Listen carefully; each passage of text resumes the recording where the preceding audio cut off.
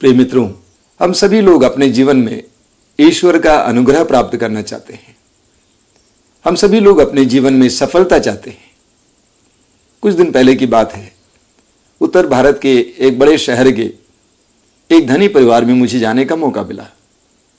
वहां की बहन पेशे से डॉक्टर हैं और प्रादेशिक स्तर पर कई अच्छे पदों पर कार्य किए हैं।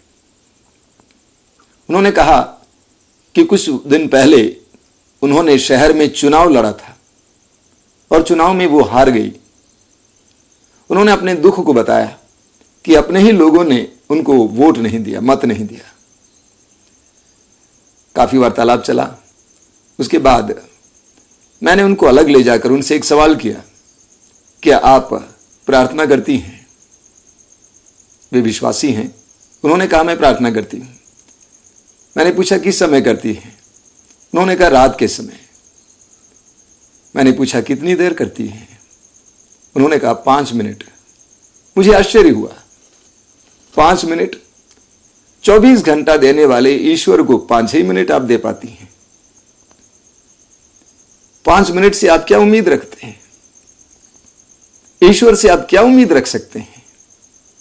आपके पास अपने बच्चों के लिए समय है, पति के लिए समय है, दोस्तों के लिए समय है, टीवी के सामने बैठने के लिए समय है, मनोरंजन के लिए समय है, शादी विवाह में जाने के लिए समय है, राजनीतिक चर्चा करने के लिए समय है, योजनाएं बनाने के लिए समय है, लेकिन ईश्वर के लिए समय नहीं है।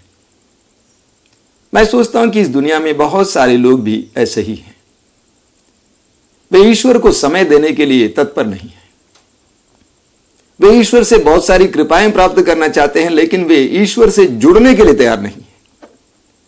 इब्रानियों के पत्र के अध्याय 4 उसके वाक्य 16 में संत पौलुस कहते हैं कि हम भरोसे के साथ अनुग्रह के सिंहासन के पास जाएं। हम भरोसे के साथ अनुग्रह के सिंहासन के पास जाएं।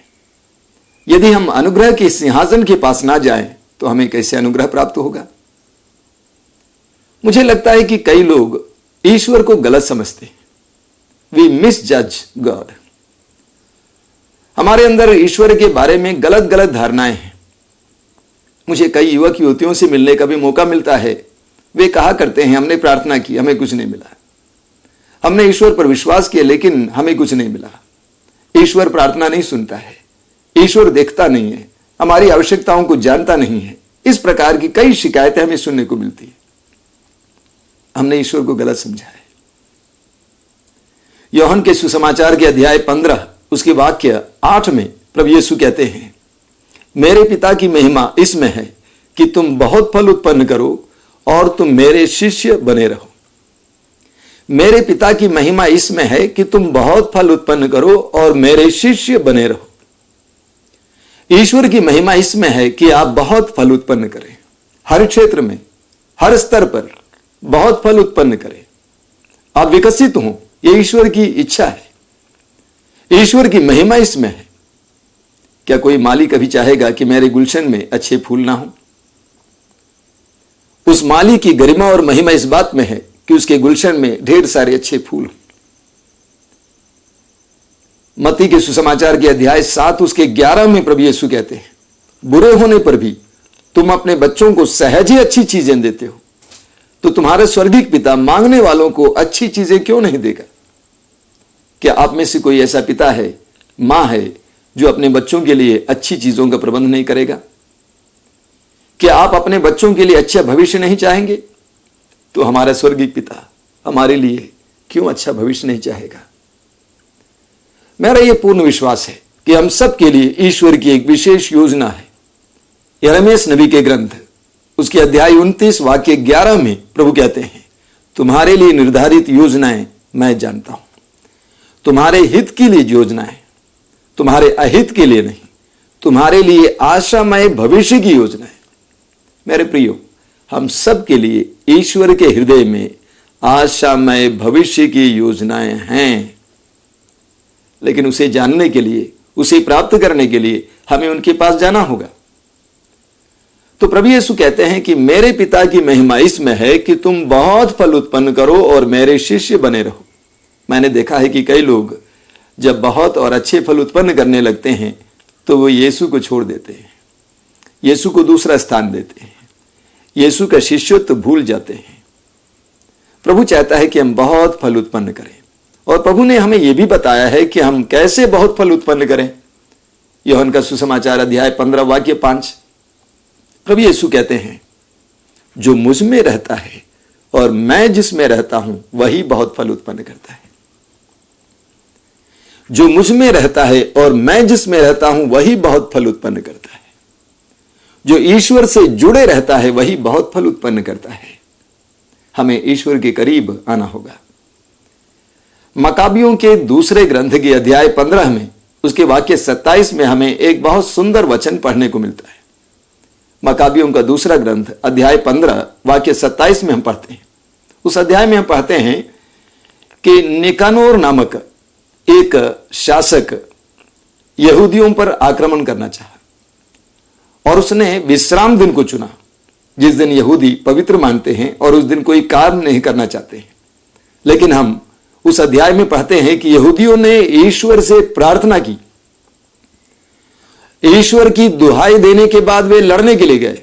वाक्य 27 में हम पढ़ते हैं कि वे अपने हाथों से लड़ रहे थे और अपने हृदय में ईश्वर से प्रार्थना कर रहे थे। दोनों बातें आवश्यक हैं। वे हाथों से लड़ रहे थे, परिश्रम कर रहे थे, और दूसरी तरफ वे हृदय में प्रार्थना कर रहे थे। मेरे प्रिय भाई और बहनों, जीवन में सफलता के लिए यह एक महत्वपूर्ण रहस्य है। परिश्रम करना ही काफी नहीं है, परिश्रम के साथ साथ प्रार्थना करना अनिवार्य है। मैं ऐसे कई लोगों से मिला हूं जो अपने जीवन में प्रतिभाशाली हैं, कई प्रकार के गुण उनके अंदर हैं, काफी प्रयत्न किए हैं, तब भी वे जीवन में सफल नहीं है। तो वचन हमें बताता है कि यहूदी हाथों से लड़ रहे थे और हृदय में ईश्वर से प्रार्थना कर रहे थे, और नतीजा क्या था? ईश्वर की महिमा उन पर प्रकट हुई। उन्हें ईश्वर के महान कार्य देखने को मिला। वचन में हम पढ़ते हैं कि निकानोर की सेना गाते बजाते हुए आई, बड़े आत्मबल के साथ, लेकिन यहूदियों ने प्रार्थना के बल पर उनको हराया, और उन्होंने देखा कि 35,000 से भी ज्यादा लोगों को उन्होंने मार डाला। इस प्रकार वे आनंदित हो उठे कि कैसे ईश्वर की सहायता से हम निकानोर की सेना पर जीत पाए। मेरे प्रिय भाई और बहनों, हर विश्वासी का जीवन इस प्रकार होना चाहिए। एक तरफ परिश्रम और दूसरे तरफ प्रार्थना, ये दोनों एक साथ जाना चाहिए। क्या आप विद्यार्थी हैं? बुद्धि से काम लीजिए, लेकिन हृदय में प्रार्थना कीजिए। बुद्धि से पढ़ाई कीजिए, हृदय से प्रार्थना कीजिए। क्या आप मेहनती हैं? एक तरफ मेहनत कीजिए, दूसरे तरफ प्रार्थना कीजिए। सूक्ति ग्रंथ के अध्याय 16 उसके वाक्य 3 में एक बहुत सुंदर वचन हमें पढ़ने को मिलता है, और वो वचन यह है, अपने सभी कार्य ईश्वर को अर्पित करो और वह तुम्हारी योजनाओं को सफल बनाएगा। कितना सुंदर वचन है। अपने सभी कार्य ईश्वर को अर्पित करो और वह तुम्हारी योजनाओं को सफल बनाएगा। मैंने देखा है कि कई लोग अपने जीवन में सफलता चाहते हैं। सफलता चाहना काफी नहीं है, सफलता प्राप्त करना जरूरी है, और उसके लिए हमें ईश्वर के विशेष आशीष की जरूरत है। हमें निर्गमन ग्रंथ के अध्याय 17 में इस्राएलियों के बारे में पढ़ने को मिलता है। निर्गमन ग्रंथ का अध्याय 17 उसके वाक्य 8 से हम पढ़ते हैं कि अमलेकियों ने इस्राएलियों पर आक्रमण किया। इस्राएलियों के पास कोई विशेष सेना नहीं थी, न उनके पास आवश्यक शस्त्र थे, लेकिन मजबूरन उनको अमलेकियों से लड़ना पड़ा। मूसा ने जोशुआ से कहा, तुम अगले दिन कुछ लोगों को लेकर जाओ और अमलेकियों से युद्ध करो। मैं पहाड़ी पर चढ़ूंगा और जो लाठी ईश्वर ने मुझे दिया है उसे ऊपर की ओर उठाए रखूंगा। और ऐसा ही हुआ।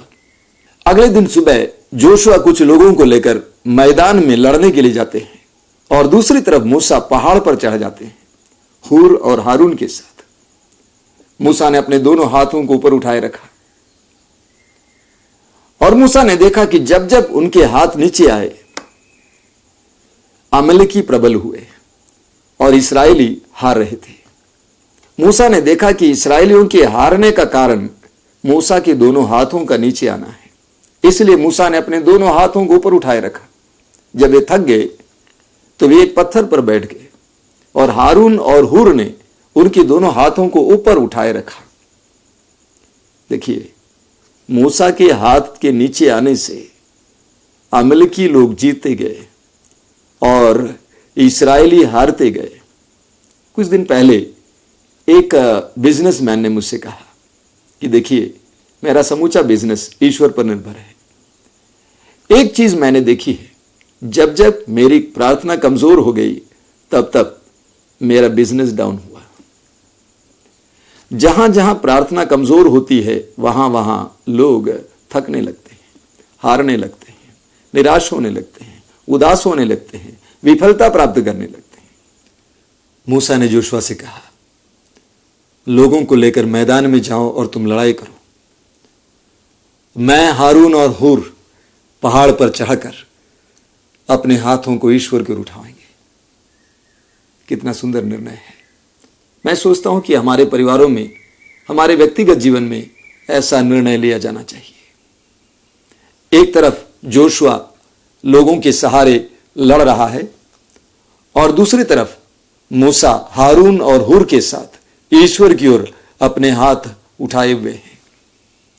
वचन में बताता है कि सुबह से लेकर शाम तक मूसा ने अपने दोनों हाथों को ऊपर उठाए रखा और नतीजा, इस्राएलियों ने अमलेकियों को हराया और उन्होंने ईश्वर की महिमा अपने जीवन में देखा। हमारे जीवन में भी अगर ईश्वर की महिमा देखनी है तो हमें परिश्रम के साथ साथ प्रार्थना करने की जरूरत है। जब मैं इस प्रवचन के लिए अपने को तैयार कर रहा था, मेरे कान में बार बार प्रभु यीशु बोल रहे थे कि मेरा उदाहरण दो। मैं रात भर प्रार्थना करता था, प्रार्थना के लिए समय निकालता था और दिन में ईश्वर के राज्य का प्रचार करता था। ये दोनों हमारे जीवन में होना चाहिए। चाहे विद्यार्थी हूं, काम करने वाले हूं, पारिवारिक व्यक्ति हूं, हर एक के जीवन में प्रार्थना और परिश्रम दोनों एक साथ जाना चाहिए। कहा जाता है 50-50, यानी 50% हम परिश्रम करेंगे, 50% ईश्वर हमें सफलता देगा। मैं तो चाहूंगा कि हम लोग 100-100 करेंगे। 100% हम परिश्रम करेंगे और 100% हम ईश्वर पर निर्भर रहेंगे। हम प्रार्थना करें। विशेष करके इस समय हमारे जीवन की सारी परिस्थितियों को प्रभु के हाथ में सौंप देंगे। असंभव को संभव करने वाला ईश्वर हमारे जीवन में भी महान कार्य करना चाहता है। उसके लिए जरूरी है कि हम उनके साथ जुड़ें, उनके लिए समय निकालें। Make space for God and God will make space for you. आइए हम प्रार्थना करें। अपनी आंखें बंद रखें। हे प्रेमी पिता ईश्वर, तू चाहता है कि तू हमें अपने आशीषों से भर दे। हमारे जीवन के हर पहलू, हर परिस्थिति में तू हमें अनुग्रहित करना चाहता है। हम पर दया कीजिए, हमें प्रार्थना का वरदान दीजिए ताकि हम तेरे अनुग्रहों को प्राप्त करने के योग्य बने। हमें प्रार्थना के महत्व को जानने की कृपा दे। जो भी इन वचनों को सुन रहे हैं, हे प्रभु यीशु, इस समय उन सबको प्रार्थना का वरदान दीजिए। परिश्रम के साथ साथ तुझ पर निर्भर रहने का वरदान दीजिए। मैं विश्वास करता हूं कि तू हमारी प्रार्थना सुन रहा है।